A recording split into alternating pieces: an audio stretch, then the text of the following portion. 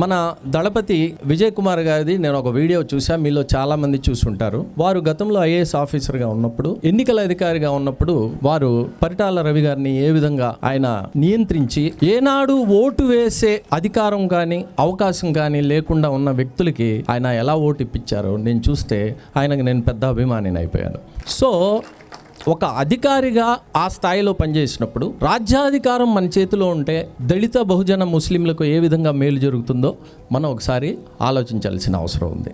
అలానే ఈ రాజ్యాధికారం కోసం పోరాటం చేయాలి అంటే ఈ మనువాద పార్టీలు రాజకీయం చేయాలంటే డబ్బులు కావాలి, మీ దగ్గర డబ్బులు ఉన్నాయా, మీకు సీట్ ఇవ్వాలంటే మీకు డబ్బులు కావాలని చెప్పి అడుగుతూ ఉంటారు. అసలు మీరు ముందు పంచాయతీలో అయినా వార్డు మెంబర్గా మనం గెలిచి పంచాయతీలో కూర్చోవాలి అనే మీకు థాట్ ప్రాసెస్, ఒక లక్ష్యాన్ని మనం పెట్టుకుని మన చుట్టూ ఉన్న వాళ్ళని మన మైండ్ని ట్యూనప్ చేస్తే ఖచ్చితంగా వార్డు మెంబర్గా మనం వెళ్ళగలుగుతాం.